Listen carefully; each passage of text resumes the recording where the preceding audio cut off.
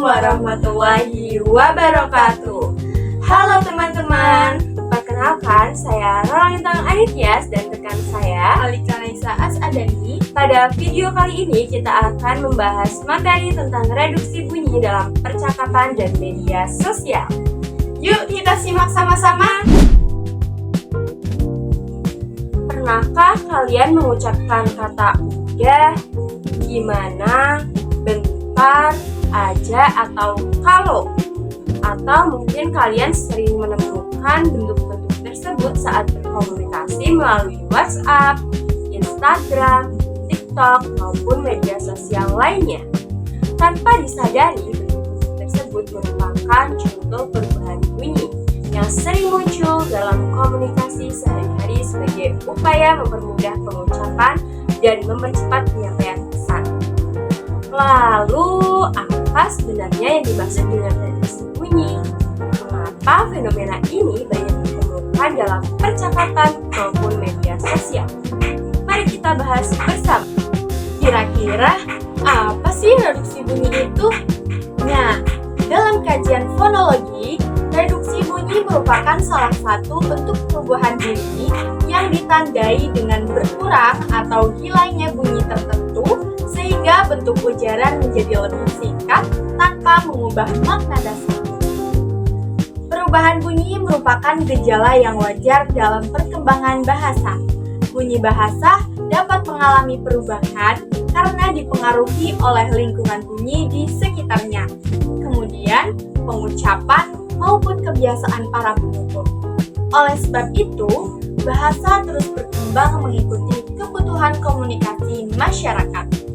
Selain itu, menurut Rahman, Kurniati, dan Rina, tahun 2024 menjelaskan bahwa salah satu bentuk perubahan bunyi adalah penghilangan bunyi atau zeroisasi yang dapat berupa aferesis, sinkop, maupun apokop.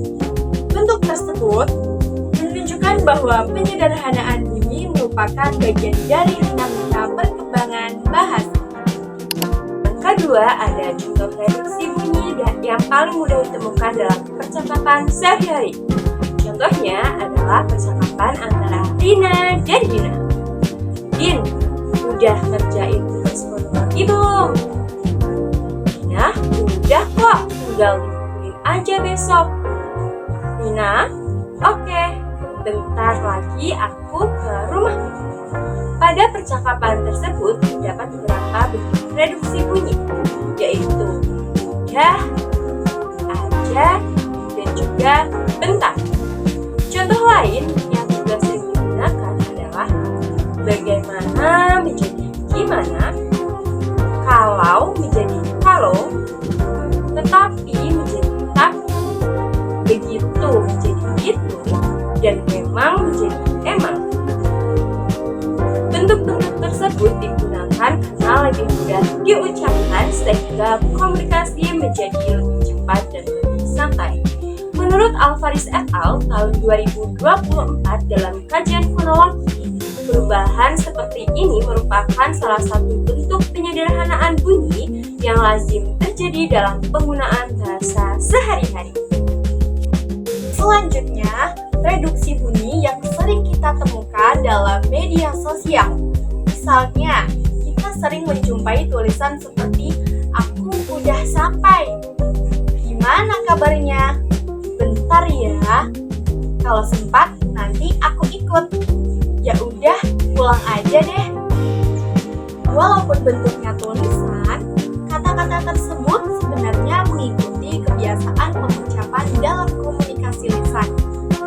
Menurut penelitian Fitriah, Santoso, dan Taufikur Rahman tahun 2023 menunjukkan bahwa bahasa gaul di media sosial mengalami berbagai proses fonologis seperti pelesapan bunyi konsonan, pelesapan bunyi vokal, memendapkan bunyi vokal, serta penghilangan segmen bunyi.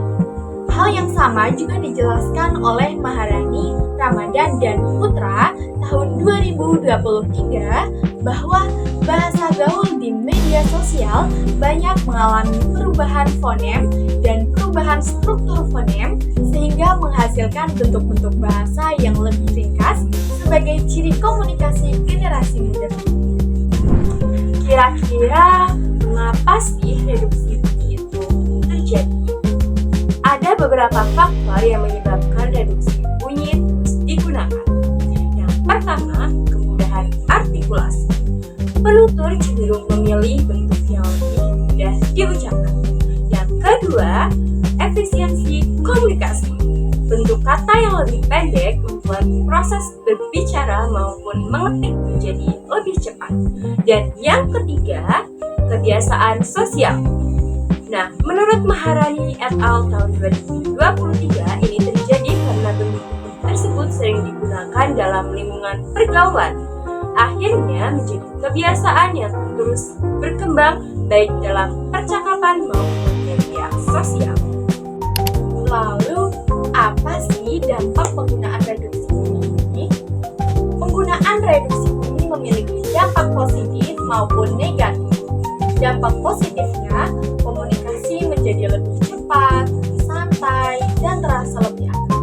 Namun, apabila digunakan dalam situasi formal seperti penulisan karya ilmiah, surat resmi, laporan, maupun presentasi akademik, bentuk-bentuk tersebut kurang sesuai dengan kaidah bahasa Indonesia baku. Oleh karena itu, penggunaannya harus disesuaikan dengan konteks komunikasi. Nah, berdasarkan pembahasan tadi dapat disimpulkan bahwa reduksi bunyi merupakan salah satu bentuk perubahan bunyi yang menyebabkan bentuk ujaran menjadi lebih singkat tanpa mengubah makna dasarnya. Fenomena ini banyak ditemukan dalam percakapan sehari-hari maupun media sosial sebagai bentuk efisiensi berbahasa. Perubahan tersebut menunjukkan bahwa bahasa terus berkembang mengikuti kebutuhan para penuturnya. Namun, penggunaannya tetap perlu disesuaikan dengan situasi komunikasi agar tetap tepat dan sesuai kaidah bahasa Indonesia. Demikian pembahasan mengenai reduksi bunyi dalam percakapan dan media sosial. Terima kasih atas perhatian teman-teman. Sampai jumpa. Wassalamualaikum warahmatullahi wabarakatuh.